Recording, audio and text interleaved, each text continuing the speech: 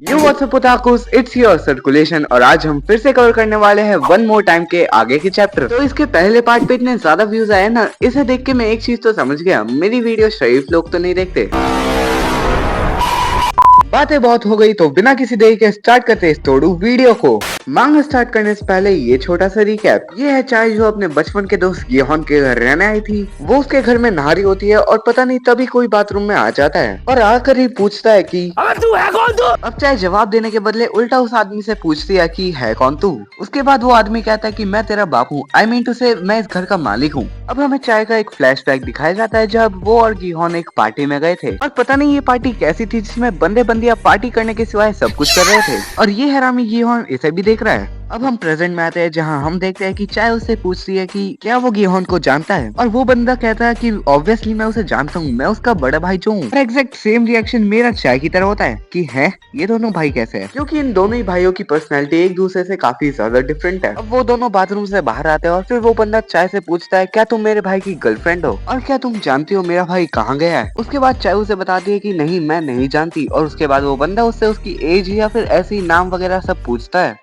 और फिर चाय चिल्ला कर कहती है ओए तू मेरी जानकारी क्यों ले रहा है, मैं कोई क्रिमिनल थोड़ी हूँ। और फिर इन दोनों के बीच में बात बिगड़ने लगती है और फिर ये बंदा कहता है कि तू मेरे घर से निकल जा, इससे पहले मैं वापस आऊँ। उसके बाद वो बंदा वहाँ से चला जाता है और उसके बाद चाय वहाँ से जाने लगती है और उसी वक्त चाय को उस बंदे का वॉलेट मिल जाता है जिसमें एक कार्ड में उसका नाम लिखा होता है जो होता है नो जय क्यू। उसके बाद चाय के अंकल का फोन आता है और उसके अंकल कहते हैं कि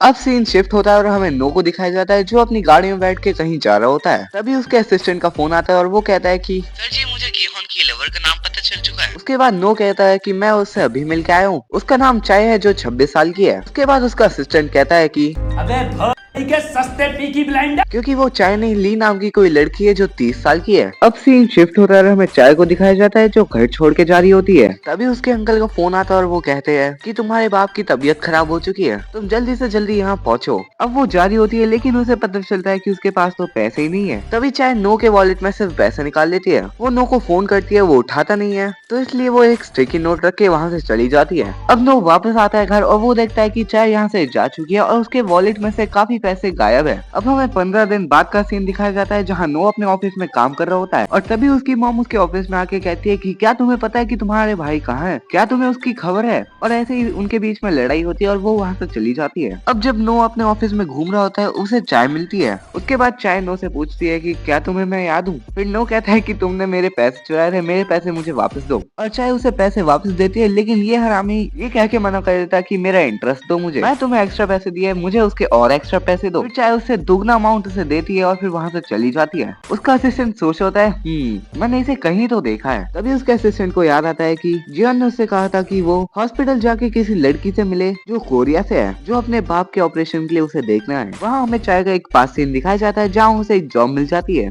जिसमें उसे $1500 पर डे मिल रहे हैं। और चाय की ये शक्ल देख के मुझे लक्ष्य भाई की एक मीम याद आ गई। मतलब ये जो फिर वही बात आ जाएगी, जो गरीब हो ना आदमी, यो साला अपनी आदत से गरीब हो। फिर सीन शिफ्ट होता है और हमें एक बंदा दिखाया जाता है जो कहता है कि चलो आज साउथ कोरिया का माल चखा जाए, इसकी हरकतें बिल्कुल ठीक नहीं लग रही। वेल सीन शिफ्ट होता है और इस बंदे ने रशियन बुला रखी है घर में, 6000 रुपी रशियन, और वो सभी मिलके एक लड़के का बीडीएसएम कर रही है।